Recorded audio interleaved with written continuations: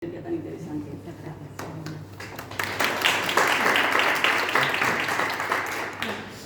Muchísimas gracias a todas y a todos por venir, especialmente en esta mañana quizás tan desagradable, ¿no?, que hace fresquito en Madrid, y después de este tiempo de febrero que hemos tenido un poco irreal.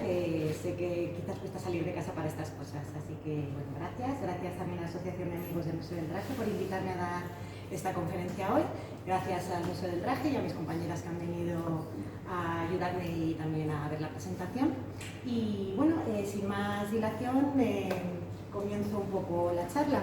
Los reflejos de la reforma del vestido en la España de la Belle Époque. No sé si se escucha bien, si proyecto bien la voz. En caso de que no lo haga, alguna señal de por favor, haga más alto, Laura, y lo hago. Bueno, quería comenzar con la gran Emilia Pardo Bazán, que me parece una escritora, periodista y cronista de época fantástica para entender qué pasa a finales del siglo XIX y principios del XX. Emilia Pardo Bazán se le encarga hacer un reportaje o una crónica de la exposición internacional celebrada en París en 1900 y realiza durante el mes de agosto de 1900 38 crónicas para describir qué estaba pasando en esa exposición. Habla un poquito de todo, habla de artes decorativas, habla de arte, habla de sociedad y habla de moda. Entonces, bueno, nos deja esta maravillosa frase: la moda no es algo arbitrario, por eso merece considerarse como importante manifestación social y artística. Y es que la moda es un gran reflejo de todos esos cambios que ocurren en la sociedad, y también en este cambio de siglo, ¿no?, en este cambio del XIX al XX, va a ser un gran reflejo de esa llegada de la modernidad. Digamos que la base de esta charla de hoy es esta publicación de Patricia Cunningham de 2003, Reforming Women's Fashion 1850-1920, Politics, Health and Art. Una publicación en la que Patricia Cunningham hace un estudio de cómo a partir de 1850, ella habla de esa segunda mitad del siglo XIX y de principios del XX, suceden una serie de cambios en la moda, sobre todo en la moda femenina, en los que se va a reformar el cómo vestía la mujer a cómo empieza a vestir en el siglo XX. Cunningham se centra en tres tipos de reforma. En primer lugar, en el momento en el que la mujer empieza a llevar pantalón. En segundo lugar, en el momento en el que la mujer empieza a dejar de llevar corsé. Y en tercer lugar, en la aparición del vestido que es denominado vestido estético o artístico, un vestido higiénico que ahora vamos a ver un poco más a fondo en qué consistía. Mi charla se centra en la Belle Époque, periodo histórico, político-social comprendido entre 1871 y 1914 en Europa, periodo entre guerras, entre la guerra franco-prusiana y la Primera Guerra Mundial. No obstante, en España, todas estas consecuencias que lleva esta época bella, ¿no?, llegan un poquito más tarde. En España se habla de Belle Époque o de modernismo a partir de 1890 y no termina en 1914, puesto que España no entra en guerra, y toda esa modernidad que han vivido Francia, Inglaterra u otros países en España se alarga y un poquito más a los años 20, incluso años 30, cuando ya entramos nosotros en guerra. Bueno, no quería dejar de mencionar estudios que se han realizado sobre este tema. En el mundo anglosajón, aparte de Cunningham, tenemos a Gail Fisher o a Kesselman, y en España tenemos estudios muy interesantes de lo que es estos cambios de la moda femenina. En concreto, la tesis de Mercedes Pasalodos, que se centra un poco en la moda femenina del XIX y de principios del XX en Madrid, y también de Laura Casalvals, que ella habla del mundo de la moda en esta época en Barcelona. Para también presentaros un poco esta charla, me he centrado sobre todo en publicaciones de prensa. Vamos a ver publicaciones de prensa generalista y de revistas de moda.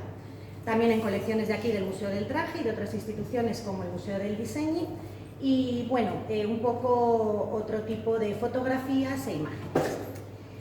Y bueno, me parece interesante resaltar que la mujer no decide de la noche a la mañana arrancarse la crinolina y el corsé y adoptar todas estas reformas de la indumentaria, sino que hay una larga evolución hasta ello. En 2019 tuvo lugar esta exposición Extramoda, el nacimiento de la prensa de moda en España, aquí en el museo, no sé si la visitasteis, si no está el folleto y el catálogo publicado en internet, que es muy interesante, y bueno, mi compañera María Prego, la responsable de biblioteca, que me ha ayudado mucho con todas las publicaciones que os voy a enseñar, y Ana Cabrera, otra conservadora de museos que estuvo en 2019 trabajando aquí en el museo. Yo no he coincidido con ella, pero también una gran profesional. Hicieron un recorrido de la evolución, del nacimiento de la prensa de moda en España y de la evolución a lo largo del siglo XIX, el cual nos sirve muy bien para ilustrar todos estos cambios. A principios del siglo XIX, de repente se pone de moda este vestido, que es traído por María Antonieta, es el corte imperio, el vestido camisa, que va a ser como una revolución que no va a perdurar en el tiempo, de hecho solo va a estar un par de décadas de moda, pero va a ser la primera vez que la mujer en la edad moderna lleva un vestido cómodo, sin corsé, y que es plenamente, que le da plena comodidad y movilidad. Esto desaparece y aparece la crinolina y el corsé. Moda romántica, tenemos unos corsés que se van a ir además constriñendo poco a poco a lo largo del siglo XIX y unas crinolinas que le van a dar a la mujer esa forma de reloj de arena. Crinolina que va con una enagua, otra enagua, la falda, la sobrefalda, en fin, las mujeres son completamente dependientes a la hora de vestirse y prácticamente para salir de casa. Vamos a ver una evolución, aquí tenemos figurines de los años 40, de los años 60, se pasa poco a poco a una crinolina de cola, como vemos en el figurín de la izquierda de los años 60 del siglo XIX también, y esta crinolina de cola va a evolucionar en un polisón. Ya estamos en los años, en 1873, vemos ahí, y aparece el polisón en la moda. El polisón lo que hace es recortar un poco el volumen delantero del cuerpo femenino y llevar todo el volumen a la parte de atrás. Se crea esa figura en S, que va a ir muy relacionada también con esa línea sinuosa del modernismo, ¿no? Y de todas, pues pensemos en el modernismo catalán de Gaudí o el secesionismo vienés o en ese Art Nouveau de París. Pues el cuerpo de la mujer va a ser también una S, como todo ello. Y ya llegamos a los años 90 del siglo XIX. Vemos cómo el corsé sigue siendo muy estrecho, el polisón ha perdido bastante volumen, las faldas no se nota mucho pero se han acortado un poco y atrás tenemos unos pantalones de una ciclista. Vamos a ver cómo llegamos a todo esto. Más imágenes de esos últimos años del siglo XIX, donde vemos también que se empiezan a ver trajes de paseo, que ahora los vamos a tratar, y otra ciclista, ¿vale? Otra ciclista con un traje de trotteur o traje de paseo. Y ya estamos en el siglo XX, y de repente vemos esto, ¿no? Un vestido de nuevo con líneas rectas, sin corsé, o con un corsé no muy estrecho, y que parece bastante cómodo. ¿Y dónde se ven los pies? Esto es muy importante, que se vean los pies. ¿Qué ha pasado? Bueno, es una evolución que vemos que ha durado más de medio siglo y qué curioso que hemos vuelto a un modelo muy similar del de hace 100 años. Todo esto tiene un porqué, tiene muchos porqués, pero uno de esos porqués es el higienismo. ¿Qué es el higienismo? El higienismo es una corriente médica y político-social en la que digamos que todos los gobiernos de los países occidentales, entre ellos pues Francia, Inglaterra, tiene un punto muy importante en Inglaterra, los movimientos higienistas, los gobiernos se empiezan a preocupar, y los gobiernos y los médicos, por la salud de la sociedad. En las ciudades se empieza a incidir en la importancia de que haya parques, por ejemplo, de que la gente empiece a moverse y empiece a hacer ejercicio. Y también prestan atención a la moda. Por un lado, a la moda infantil, porque hasta el siglo XIX los niños vestían como pequeños adultos, es decir, los niños del siglo XVII y XVIII vestían con esas casacas de los trajes a la francesa, y a las niñas se les ponía corsé. Entonces, claro, esto es una de las grandes preocupaciones de los higienistas, pero también la moda femenina. Empiezan a darse cuenta de que las mujeres ya no solo es que no vayan cómodas, sino que esas largas faldas, por ejemplo, arrastraban toda la suciedad que había en la calle, y esa suciedad entra en casa. Entonces, había que hacer una serie de reformas y que esto cambiara poco a poco. Entonces, en el Reino Unido en concreto, Vamos a tener diferentes ferias internacionales, también en América, también en Francia, donde van a empezar a haber stands dedicados a esos movimientos higienistas. De hecho, por ejemplo, en 1884 tenemos una feria internacional del higienismo, ¿no? O de la salud. El higienismo siempre va a estar un poco a caballo entre salud y belleza, ¿de acuerdo? No es salud como lo tenemos hoy entendido, sino que no se va a dejar la belleza de lado. Entonces, bueno, en esta exposición de 1884 en el Reino Unido va a haber stands donde se van a presentar nuevos corsés, va a haber stands donde se va a presentar algún modelo de pantalón o de falda pantalón y también ese vestido estético que vamos a ver ahora. En prensa esto se empieza a ver poquito a poquito, ¿no? Y entonces tenemos aquí ya anuncios en España en el año 96, creo que es esta publicación, me he olvidado de poner la nota al pie, que vemos un anuncio de trajes interiores higiénicos. Entonces tenemos como unos rayos X que ven la ropa interior que lleva esta gente de la calle por debajo, ¿no? Pero, siguiendo a Patricia Cunningham, no es hasta 1893, en la Exposición Internacional de Chicago, en la World Columbian Exhibition, cuando de repente se presta una verdadera atención a todas estas reformas. Y es que en el pabellón de la mujer también es un momento súper interesante porque por primera vez en todas estas exposiciones internacionales, que bueno, nacen en 1851 con la Exposición Internacional de Londres, la mujer tiene un pabellón para que ellas expongan su trabajo como creadoras, como diseñadoras, como también diseñadoras industriales. Es decir, es un momento interesantísimo para la mujer. Y empiezan a exponerse y a captar la atención de la gente, por ejemplo, nuevas patentes de corsés higiénicos, como sería este stand. Aquí tenemos el pabellón de la mujer, donde también expusieron pintoras, expusieron encajes, de España también fueron representantes a toda esa exposición. Y llegamos a la primera de nuestras reformas que analiza Patricia Cunningham, el pantalón. Aquí tenemos una imagen de Amelia Bloomer. Digamos que el primer objetivo de los higienistas fue, como se estaba diciendo, recortar esas faldas que es que traían de verdad toda la suciedad a casa y que no permitían movimiento a la mujer. Entonces, claro, con esas crinolinas que hemos visto de mitad del siglo XIX, ¿cómo va a cumplir la mujer con esas recomendaciones de ya no solo ir en bicicleta, subir unos escalones, dar una zancada que implique 50 centímetros? Ya no hablamos de montar a bicicleta o jugar a tenis, ¿no? Que son los primeros deportes que se ponen de moda. Entonces, hay una serie de reformistas en Estados Unidos que ya en los años 50, en 1850, van a diseñar unos trajes o unos vestidos que van acompañados de pantalón. Aquí tenemos ese modelo que hace Amelia Bloomer. De hecho, estos pantalones, que van a ser unos pantalones bombachos que se pongan con una sobrefalda por encima, se le va a conocer ya luego históricamente como el modelo Bloomer, ¿no? Los pantalones Bloomer.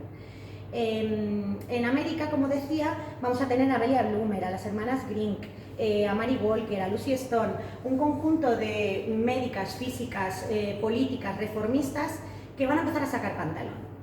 Y esto va a suponer una revolución y un gran, digamos, temor, sobre todo para los políticos hombres, como vamos a ver. Patricia Warner, otra gran estudiosa de este mundo del higienismo y de la reforma femenina, habla del origen del pantalón en 3 puntos. Por un lado, en los pantalets, que sería esa prenda interior que sí que llevarían las mujeres debajo de la crinolina, las enaguas y la falda. Digamos que para separar los muslos y ayudar un poco a la movilidad llevaban un pantalón interior. Por otro lado, a las actividades deportivas. El pantalón empieza a ser aceptado poquito a poco en ámbitos íntimos y de interior para actividades como la calistenia, la gimnasia, para quizás subir a la montaña, ¿no? Y por último, en Oriente Medio. Aquí tenemos otras ilustraciones de The Punch, que luego os voy a enseñar algunas más, que va a ser una revista con unos grandes ilustradores y muy divertidos que van a sacar muchas caricaturas, sobre todo de Amelia Bloomer. Como os decía, el tercer origen de estos pantalones, ¿no? De estos pantalones bombachos va a ser la influencia de Medio Oriente. A finales del siglo XIX y principios del XX, estéticamente, Occidente va a no empezar, porque yo creo que siempre en los cambios de siglo hay una mirada hacia Oriente, En este caso es hacia Oriente Medio y también hacia Japón. Pero en Oriente Medio la mujer sí que lleva pantalones, lleva unos pantalones bombachos. Y estos llegan a Europa por distintos medios. Por un lado, por el medio del teatro y de la ópera. Aquí tenemos a la actriz Elisa Rachel como Roxanne en Bayazet, y a Eleonora Duse como Cleopatra, ¿no? En 1910. ¿A quién tenemos en España que nos trae todas estas modas? A Tórtola Valencia. Tórtola Valencia, que bailarina y actriz, muy exótica y una figura que, bueno, aquí tenemos un cartel de Rafael Penagos de los años 10, donde aparece representada con un pantalón bombacho. Y aquí tenemos pantalones de Tórtola Valencia. En el fondo de Tórtola Valencia, en el Instituto del Teatro y de las Artes Escénicas de Barcelona, se conserva, bueno, todo un archivo increíble ya sea de fotografías, ya sea de archivos de contratación, de figurines y de la propia indumentaria de Tórtola Valencia, donde va a haber numerosos pantalones de escena, pero también a veces quizás pijamas que no sabemos si luego ella llevaría en su casa. Aquí tenemos un traje que está expuesto actualmente en el Museo de Artes Decorativas, exposición de Albiés, súper recomendable, si tenéis tiempo de pasaros, y donde hay una salita dedicada a ese mundo del teatro y de la mujer como mujer vanguardista dentro del teatro. Bueno, un traje con unos pantalones bombachos también de Tórtola Valencia, y aquí un baile de mascaradas en el Círculo de Bellas Artes de 1912, donde también aparece Tórtola Valencia con otros pantalones bombachos. Bueno, en el Museo del Traje tenemos muchas a veces solicitudes de gente que viene, me gustaría ver unos bloomers en el Museo del Traje. No tenemos bloomers, no tenemos pantalones de finales del siglo XIX, pero sí tenemos estos pantalones bombachos femeninos de la colección de Mariano Fortuny y Madrazo. Creemos que pudieron pertenecer a Henriette Negrin, quizás unos pantalones para estar por casa, que probablemente los comprarían en algún viaje a Turquía o en esos viajes que hacían a Oriente Medio, y bueno, los tenemos expuestos ahora mismo en esas vitrinas dedicadas a Mariano Fortuny, si luego queréis pasaros a echarles un vistazo. Y bueno, como decía, este mundo del pantalón en América llega a mitad del siglo XIX, ¿no? En 1850. En España va a llegar un poquito más tarde, pero en América, a partir de 1850, es que según sale el modelo de pantalón, empieza a estar en prensa, acompañado siempre de críticas, caricaturas y mofas, porque se consideraba que era algo antiestético para la mujer y se tenía miedo de que la mujer empezara a ganar esa independencia que acabó logrando. Entonces, bueno, ejemplo de caricatura. Tenemos aquí a Gertrude y a Jenis hablando, y le dice Gertrude a Jenis: querida Jenny, ¿por qué llevas un traje para montar en bicicleta? Es decir, este traje ya en 1895 es conocido como un traje para montar en bicicleta. Le dice Jenny, pues, ¿por qué no lo voy a llevar? Y le dice ella, no tienes bicicleta, no sabes montar en bicicleta. Y le dice ella, ya, pero tengo máquina de coser. Es decir, que ya soy independiente para crearme un traje como a mí me dé la gana, ¿no? Ese miedo que hablaba de la influencia de, la posible influencia de que la mujer llevara pantalón en ese mundo político y social, aquí se ve también muy bien una doncella que le trae a la mujer de la dueña de la casa el último traje que ha encargado, y le dice, te traigo creo que es un vestido, ¿no? Y aquí tenemos a una mujer con bloomers pidiéndole matrimonio a un hombre, y le dice, ¿te casarías conmigo? Y le dice, you must really ask mama, es decir, tienes que preguntarle a mi madre, un cambio de rol total, ¿no? Bueno, había también una muy divertida que no he podido traer por derechos de imagen, pero que aparecía un señor con un montón de chisteras alrededor y le estaba diciendo su mujer, siempre igual, entramos en una tienda y nunca salimos por tu culpa, ¿no? O luego un montón de mujeres bloomerizadas que les llamaban en una barra del bar con whisky y los hombres fuera mirando como, Dios, qué borrachas, ¿no? Hay caricaturas divertidísimas de esta época. Y en España vemos como todo esto llega de repente en los años 90. En los años 90 esa moda del ciclismo llega a España, y entonces, por ejemplo, en la moda elegante ilustrada tenemos ya este modelo de bloomers, que me voy a detener un poquito más adelante, pero como un traje concebido para montar en bici y que ya aparece en prensa española. No obstante, va a ser un traje de pantalón muy definido para momentos deportivos y momentos íntimos. En la calle no va a estar tan bien visto, hasta de repente 1911. En 1911 yo no sé qué pasa, yo analizando muchos blancos y negros y muchas revistas de La Vanguardia y otra prensa generalista, me encuentro con que en 1911 hay una llamada revolución de la falda pantalón. Entonces tenemos aquí a la condesa de Armonville, el seudónimo de María de Perales y González Bravo, que era como la cronista de la moda que llegaba de París y de todas esas últimas modas para la mujer, que, bueno, os leo porque no tiene desperdicio.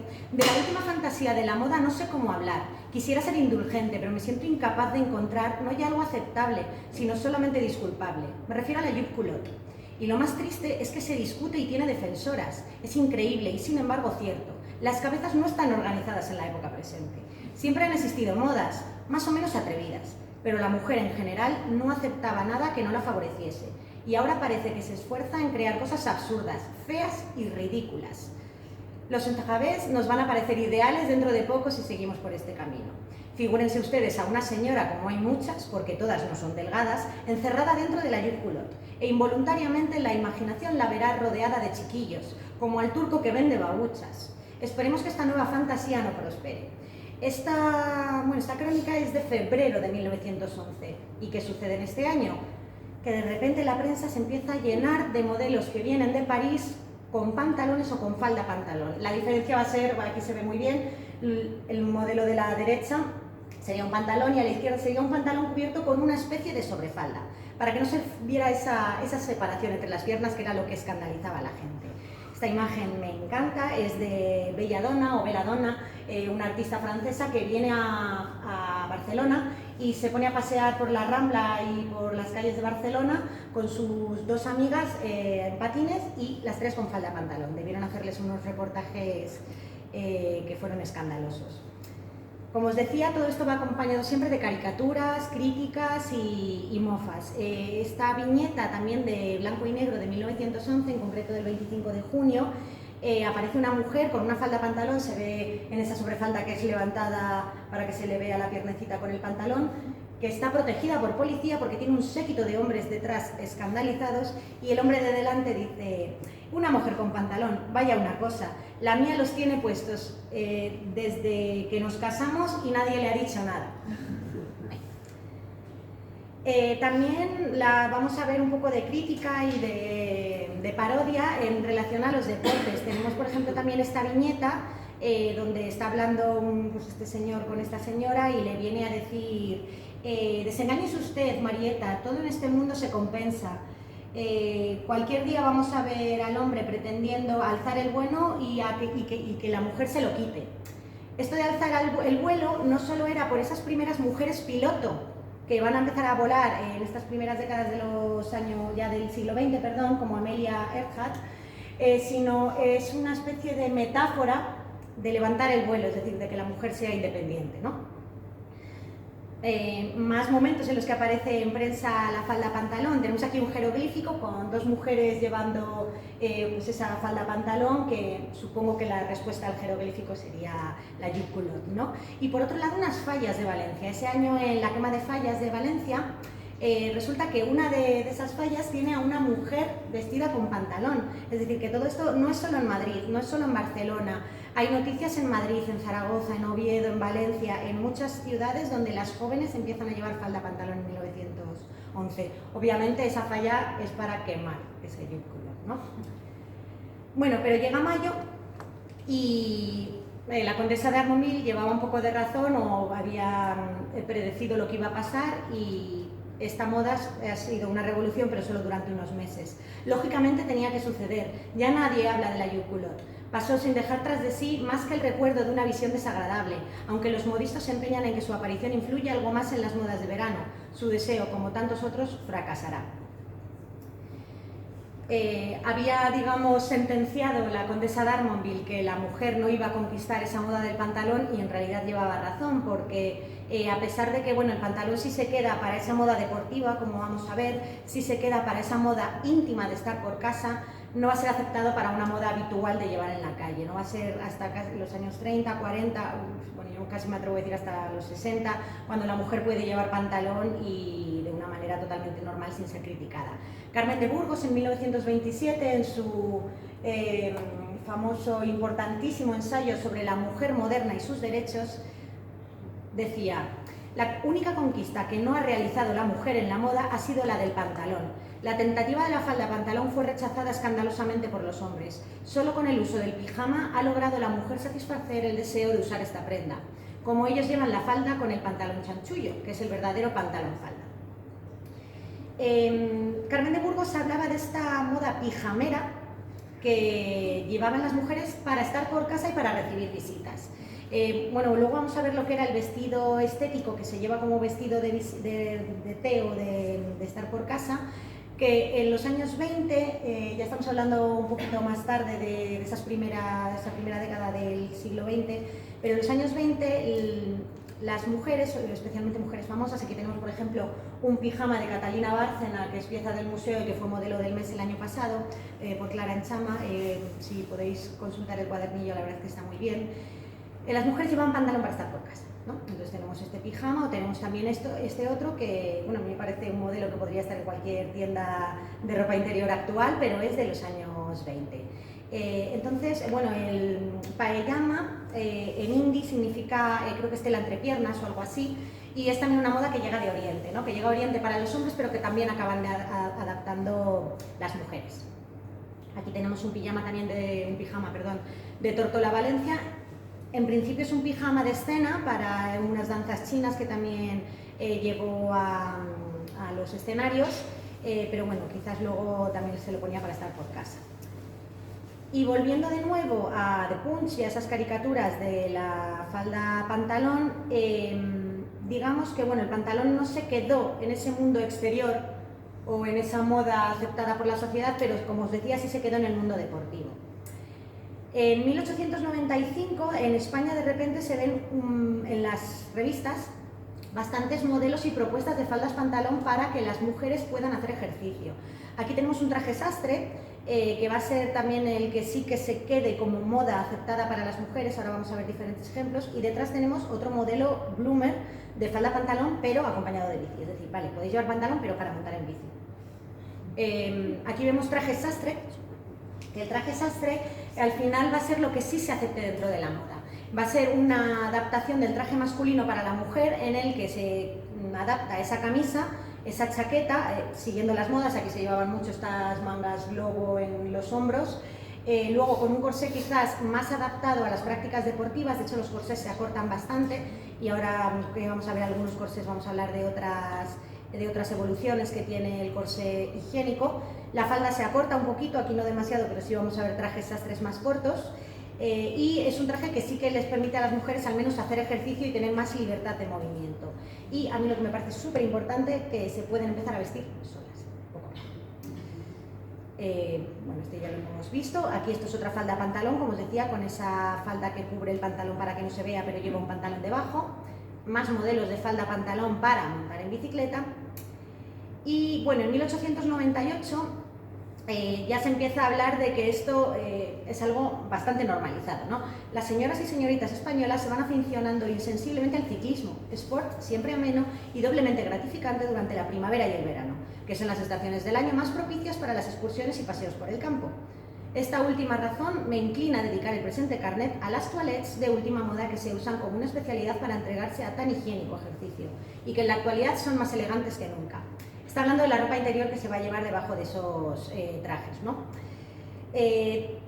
Pero también en esta última década del siglo XIX aparece una revista, El Deporte Velocípedo, que va a traer todas las novedades, tanto de los mejores ciclistas y las mejores ciclistas de España. Tenemos a las ciclistas famosas como Pepita Alcocer, Eulalia Molina o Antonia Moreno, y diferentes también ilustraciones y modas para montar en bici. Por ejemplo, en el deporte velocipédico de 1897, digamos que reflexionan un poco por qué la mujer no se había sumado hasta esos últimos años del siglo XIX al ciclismo, que es una práctica que llevaba ya bastantes décadas de moda.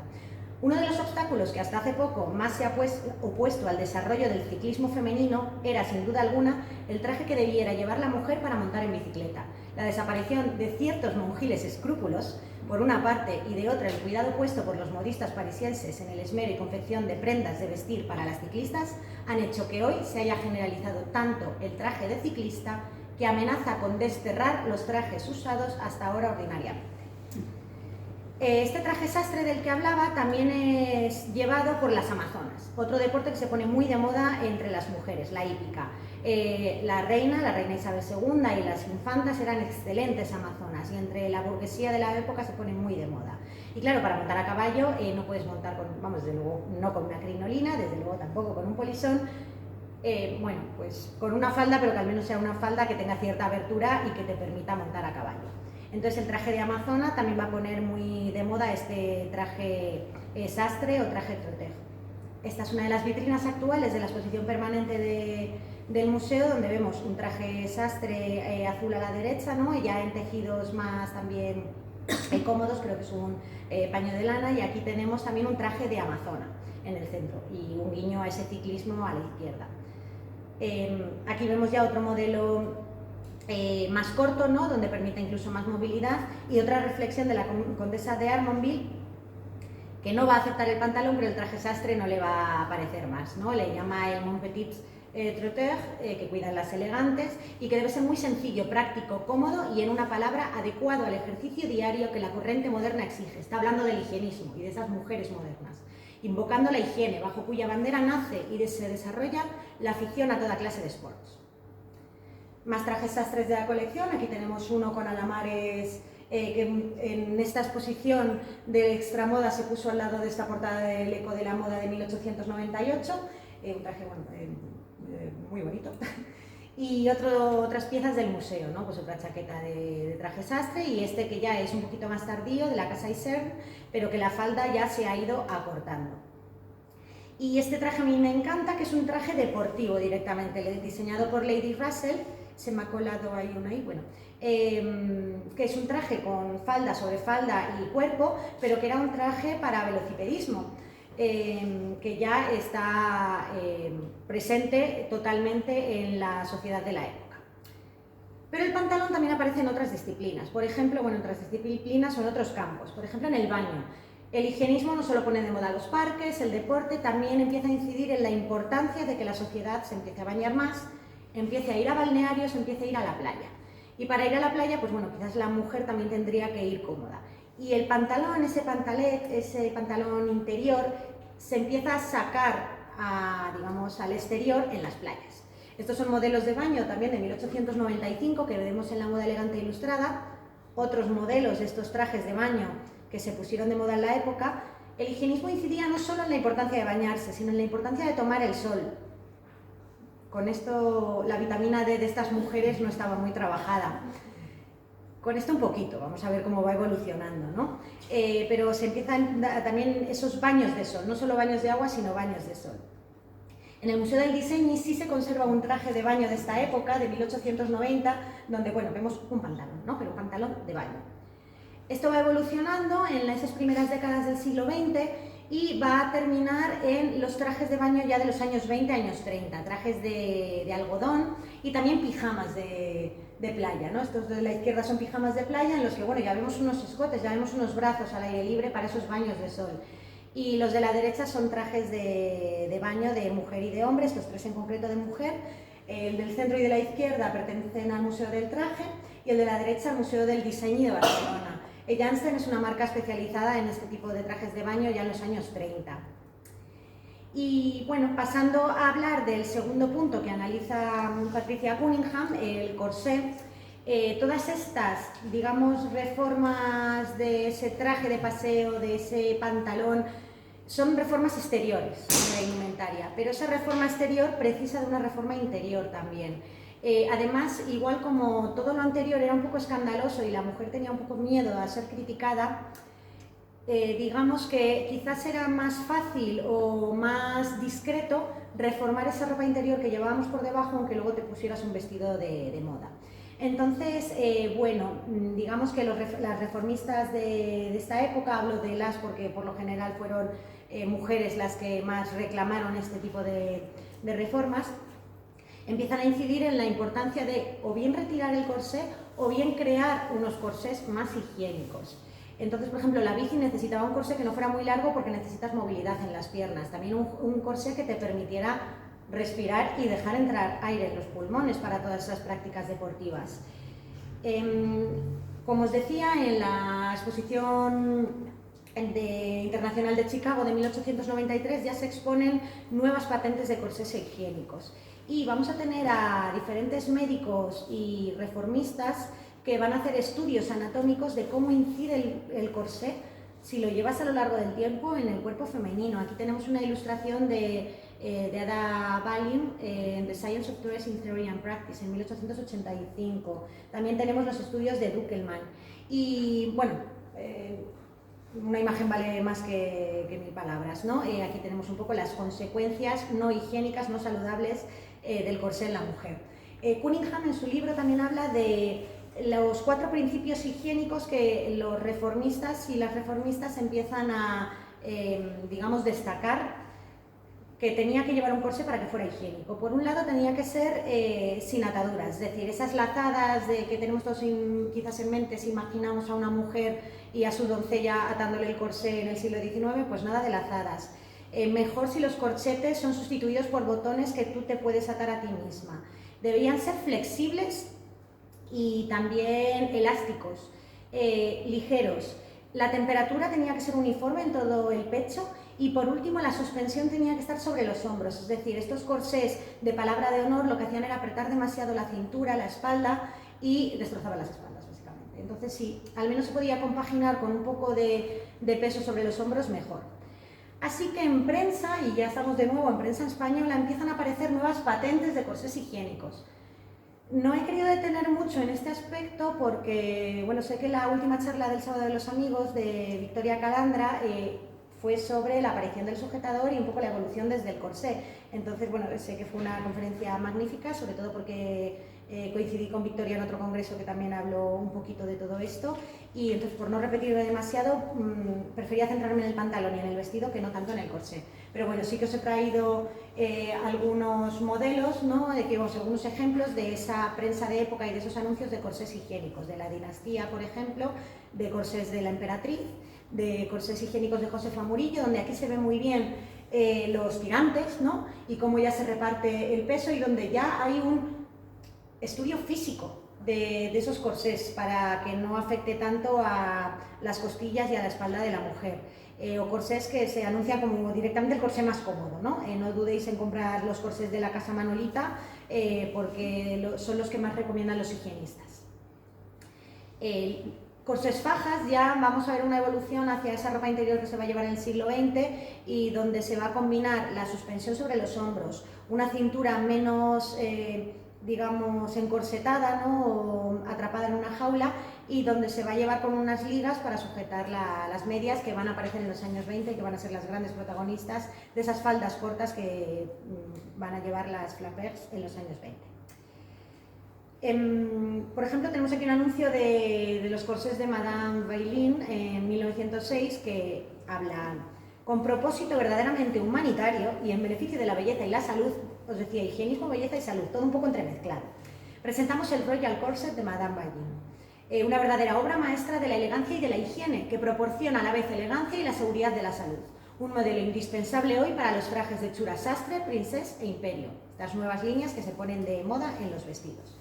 Aquí os traigo un traje del Museo del Diseño, un corsé del Museo del Diseño de Barcelona, que quizás no nos parece tampoco con nuestra mirada de hoy tan higiénico, tan cómodo, pero sí que incorporaba algunas de estas nuevas, digamos, recomendaciones de los corsés higiénicos. Por ejemplo, que fuera más corto, es decir, que esto quizás sí se podía llevar con un traje para montar en bici, o los botones en vez de los corchetes, ¿no? También los materiales no eran los metales interiores que se podían llevar antes. Y aún así esto no le termina de parecer bien a todo el mundo. La condesa de Armonville también publica que ahora parece que va a ser inevitable el cambio de silueta, cuando la silueta, ¿no? Y la silueta interior, sobre todo. Espero que el nuevo proyecto tenga tan poca fortuna como la jupe culotte, sobre todo entre mis simpáticas lectoras. Quizá en Inglaterra o en Alemania sea bien recibido, pero la mujer española lo rechazará seguramente. Se habla de la intención de abolir el corsé y sustituirlo por un sencillo maillot de seda, sujeto en los hombros con tirantes, del cual penden 4 pares de ligas. Pues me imagino a esta mujer llevando un corsé, escribiendo esto, y no deja de sorprendernos, pero bueno, supongo que todo debió ser bastante revolucionario. 1918, en esta edición española de Vogue, perdón, no es la edición española de Vogue, es la Spanish Edition, que es unas ediciones de Vogue traducidas de la Vogue americana, que han entrado ahora con la última compra de Lorenzo Caprile al museo, y la verdad es que hay unos anuncios muy interesantes. El Vogue español llegará bastantes décadas más tarde. Pero aquí tenemos diferentes modelos ya de corsés que son más elásticos, que son más bien una especie de maillots, que no son esos corsés con metales o con ballenas que veíamos antes, y que van a ser combinados con esas ligas para sujetar las medias de esos años 20. Y bueno, y ya paso a hablar de esa tercera reforma de Patricia Cunningham, que es el vestido estético o artístico.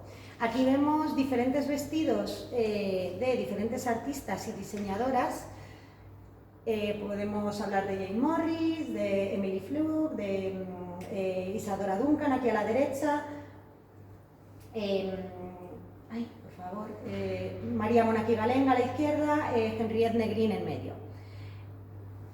El vestido artístico estético, digamos que ha aparecido con todo lo que os he estado contando en esta segunda mitad del siglo XIX, pero es un vestido que van a, sobre todo, diseñar, crear y poner de moda artistas, diseñadores y, digamos que un conjunto de personalidades más formadas en la historia del arte o en las bellas artes, que van a tener más sensibilidad artística. Entonces dicen, bueno, no solo vamos a vestir de manera práctica, cómoda y resaltando la belleza natural de la mujer sin necesidad de modificarla, sino que vamos a hacerlo de manera bonita, ¿no? Entonces se quiere resaltar la belleza natural de la mujer, la salud, y creo que es muy importante también que son ellas las que diseñan muchos de estos vestidos. Digamos que estamos en una época que, sobre todo los prerrafaelitas, es decir, ese conjunto de artistas en el Reino Unido que van a buscar la belleza y la manera de crear arte antes de Rafael, es decir, están mirando a finales de la Edad Media, entonces ya podemos imaginarnos todas esas túnicas medievales, como las van un poco a transformar. Quieren que la armonía estética de todo vaya en consonancia, es decir, la arquitectura, las bellas artes, las artes decorativas y también la moda. Entonces, hablábamos de, antes de que cierta revolución o ciertas nuevas modas empezaban en lo íntimo, ¿no? En esos pijamas, en esos pantalones que solo se van a usar para prácticas deportivas que no son muy públicas. Con el vestido va a pasar un poco lo mismo, va a ser una moda que vaya de dentro a fuera, de lo íntimo a lo público. Y la primera vez que este tipo de vestidos van a ser portados o llevados por la mujer va a ser en casa. Van a ser vestidos de recibir, van a ser vestidos de tomar el té, los tea gowns que se van a llamar, las batas, los wrappers. Aquí tenemos un catálogo de la revista Delineator de 1895, donde vemos un conjunto de propuestas de diferentes wrappers, que son como batas de estar por casa, ¿de acuerdo? Y bueno, entonces en Estados Unidos sí que se va a saber que esto se va a poner de moda a partir de los años 80, pero resulta que nos encontramos con este vestido en el Museo del Traje. Vestido puede ser camisa para dormir, puede ser bata para estar por casa, vestido de té, no lo sabemos con exactitud, pero desde luego a mí me recuerda a estos wrappers, especialmente al Modern Husband, se llaman estos modelos de aquí abajo. No veis la imagen, obviamente yo aquí tampoco, pero os digo que con eso, Modern Husband. Y lo vamos a ver también en la prensa de la época, la moda elegante ilustrada. Aquí tenemos modelos de camisas para dormir, pero también de batas de muselina, de lana, delantero y espalda, bueno, batas para estar por casa o para recibir visitas. Aquí imágenes de mujeres prerrafaelitas, de ese círculo prerrafaelita que va a liderar William Morris, pero que va a estar protagonizado también por muchas mujeres a las cuales no siempre se les ha puesto nombre. Aquí tenemos a Elizabeth Siddal o a Jane Morris, por ejemplo. y de nuevo The Punch haciendo un poco más divertido todo, representando a 3 mujeres con polisón y con corsé y a una mujer, una aesthetic lady. Mirad, Aesthetic Lady and Woman of Fashion, es decir, está comparando a una mujer estética, a una mujer prerrafaelista, a la cual dibuja directamente fea, encorvada y que parece incluso más vieja, comparándola con una mujer bella que sí que va a la moda aceptada por la época. Bueno, esto empieza en estos círculos artísticos, pero sí que es, digamos, secuela o sí que llega a los grandes almacenes. Y aparece Liberty en el Reino Unido, que va a empezar a vender este tipo de vestidos que son vestidos estéticos y que van a tomar diferentes nombres, pues el modelo Josephine o el Hera en este aspecto, siempre nombres como femeninos, un poco que nos llevan al mundo mitológico. Y esto, bueno, esto va a ser en Londres, en los grandes almacenes, pero este tipo de vestidos los vamos a ver por toda Europa. Anna Muthesius, no sé cómo se pronuncia exactamente, diseñadora alemana que también se va a crear sus propios vestidos estéticos. Emily Floch, diseñadora también de Viena en este caso, que la conoceréis más por ser la diseñadora y la musa de Klimt, del Beso y de muchos de sus cuadros. Es decir, los diseños que pinta Klimt, estos vestidos llenos de colores, de oro, digamos esos patrones tan entre medievales y orientales, no los diseña Klimt, los diseña Emily Floch. Y todo esto acaba recalando en la moda parisiense. Y tenemos a Paul Poiret. Paul Poiret, que siempre se ha disputado mucho el título de el que liberó a la mujer del corsé con Madeleine Vionnet. En este caso tenemos aquí un par de trajes de vestidos del Museo del Traje, donde efectivamente son vestidos para llevar sin corsé y que retoman esa línea un poco imperio, no con la cintura tan alta quizás como a principios del siglo XIX, pero que sí que son vestidos ya por fin cómodos para llevar también más cortos, es decir, que no te tapaban los pies, y que ya estos vestidos sí que están aceptados dentro de la alta costura de París y que llegan a España. Paul Poiret tiene muchísima influencia también de ese mundo oriental, de los diseños de los ballets rusos de Diaghilev. Va a diseñar muchos también trajes pantalón con bombachos y demás para esos bailes. Y bueno, todo esto va a llegar también a España, sobre todo ya a partir de los años 10 del siglo XX, pero de repente revistas como Les Mots, revista francesa pero que se vende en España, vamos a ver diferentes diseños que son estos vestidos estéticos, un poco ya quizás más pasados por ese Art Nouveau, que es lo que está de moda en esta época, y que también miran de alguna manera hacia la Grecia clásica. A mí muchas de estas mujeres me parecen a veces mujeres griegas o incluso columnas griegas, ¿no? Vamos a ver luego alguna mujer que directamente posa sobre columnas. Entonces, bueno, vemos también que se ha perdido mucho volumen. Esto también es muy importante para viajar, para el movimiento e incluso para poder viajar con una maleta donde te entren tus cosas, ¿no? Y para ese camino hacia la mujer moderna. Liberty, os decía que son los grandes almacenes o la tienda que empieza a vender este tipo de vestidos en el Reino Unido. Liberty se anuncia en blanco y negro en los años 10 aquí en España.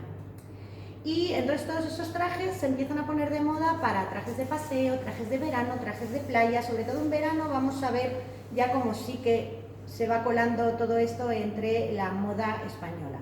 Aquí tenemos dos trajes de verano que quizás nos lleva un poco la imaginación a esos cuadros de Sorolla en la playa y a esos vestidos blancos, ligeros y cómodos, ¿no? Que llevaría Clotilde y Elena, su mujer y su hija. Y bueno, pues diferentes modelos, traje de soirée, traje para el garden party. Son trajes para diferentes momentos del día, pero en los que la mujer poco a poco va ganando su espacio, su movimiento e incluso su gesto, ¿no? Su libertad de gesto. Aquí tenemos otro traje del museo, otro vestido del Museo del Traje, de gasa de seda, de Meilhac & Company, y lo que os decía, un modelo que posa al lado de una columna, esto es más bien neomudéjar, ¿no? No tanto clásica, pero bueno, un poco esa relación entre las bellas artes, las artes decorativas y la moda. Y tenemos aquí a Henriette Negrin, mujer de Mariano Fortuny Madrazo, hasta ahora considerada musa, ahora se la empieza a reconocer también como diseñadora. No voy a entrar en el debate quién creó el Delfos, si Henriette o Mariano Fortuny Madrazo, vamos a hablar de una coautoría, pero Henriette tiene que ser considerada como diseñadora y también como esa mujer que marca una moda cómoda.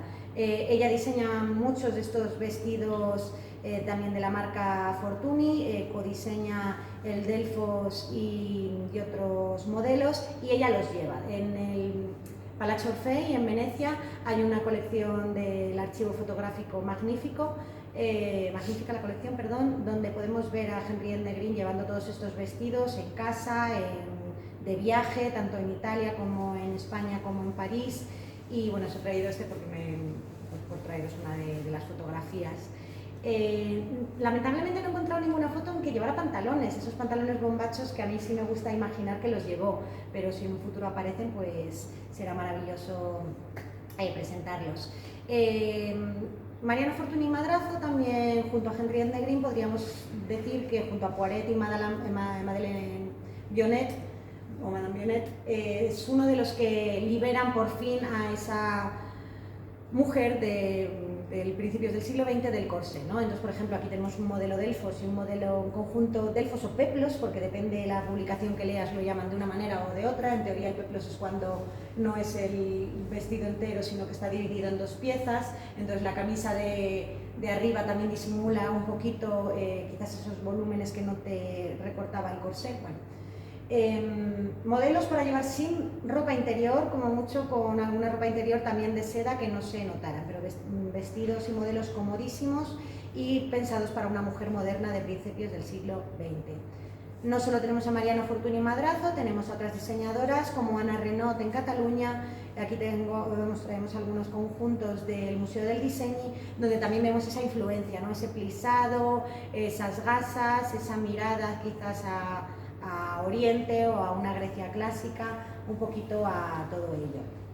Otros modelos de Anna Renault, influencia oriental total, ¿no? En ese abrigo de seda tipo kimono de la derecha y en ese vestido de noche que quizás ya no está tan pensado para estar por casa, ¿no? Sino para sacar de fiesta.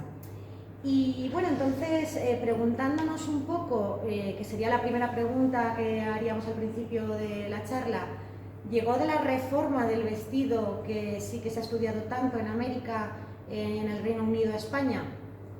Creo que sí. Desde luego, más tarde, con goteo, quizás no tenemos tantos testimonios como sí que ha habido en otros países, pero sí que hubo unos esfuerzos tanto de diseño y de creación como de difusión en prensa de estas reformas. En las primeras décadas del siglo XX, yo creo que es cuando ya cala por completo, en ese comienzo hacia una mujer más moderna, ¿no? Que va a, digamos, explotar en los años 20 con esa mujer Flaper, Garçon, esa mujer moderna que analiza Carmen de Burgos, y la moda no deja de ser un reflejo de esas nuevas formas de vida que lleva la mujer. La mujer empieza a trabajar, la mujer cuando llega a la época de guerra se tiene que quedar en casa para hacer de madre, de padre, de trabajadora, de todo, ¿no? Y va ganando una libertad que ya no está dispuesta a volver a perder. Al final, ¿qué se busca? Que la mujer tenga la misma libertad de acción que el hombre y que su vestimenta sea igual de cómoda. Entonces, esta aparición de estas tres reformas evoluciona en paralelo con el rol de la mujer, y creo que sí que va llegando con goteo en España. Y para terminar, sí que os traigo ya dos números de elegancias de diciembre y de septiembre de 1925. Bueno, esto es otro ingreso reciente gracias a la colección de Lorenzo Caprile, que junto a su colección de indumentaria y junto a su magnífico archivo documental ha entrado una magnífica colección de publicaciones, de revistas, de biblioteca, de libros, y la colección de revistas de esta época, de las primeras décadas del siglo XX, es maravillosa, gracias Lorenzo. Y entonces, en Elegancias en 1925 vemos como ya en esta época están analizando y reflexionando sobre cómo ha evolucionado la moda en simplemente 25 años. Y miran a ese cambio de siglo, a 1900, ¿no?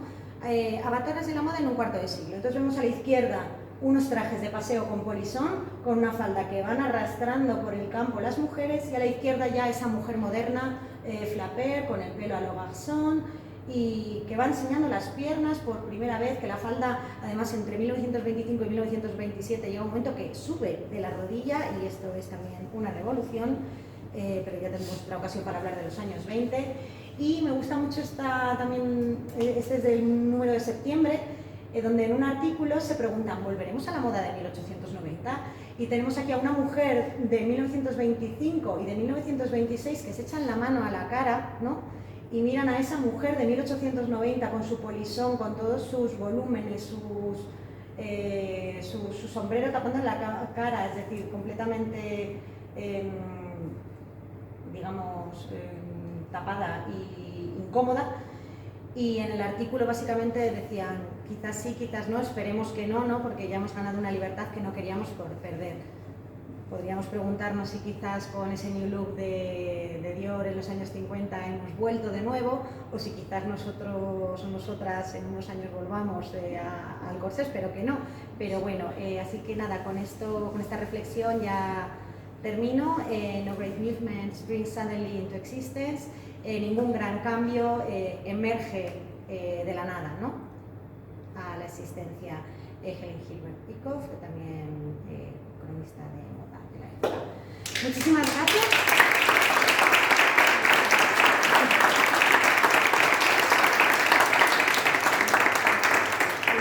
¿Dudas, preguntas y votos? Intentaré resolverlas. Mira, aquí la primera. Sí, nada, yo por añadir es que justo antes de venir a la conferencia he visto la temporada de los jeans, sí, y creo que hay unos Bloomer, que has dicho que en el museo como que tal, sí. No sé si hay unos a la entrada, que son vaqueros con rayitas. No son de nuestra colección, Sí. no sé si llamarlos bloomers, pero sí son Más un o poco menos. esa silueta, ¿no? Vale, Sí. nada más. Y gracias. No. ¿Alguna pregunta más? Nada. Pues nada, agradecerte mucho la ponencia, que ha sido muy interesante y muy clara. Y al resto, pues recordaros que estas actividades las hace los amigos del Museo del Traje, que si estáis interesados en quereros hacer socios, tenemos una página web, y también deciros que hacemos actividades como el congreso que se va a hacer este año, en el mes de septiembre, que sería gratuito para todos los socios. Así que nada, muchísimas gracias y nada, un gran aplauso para todos vosotros por habernos acompañado.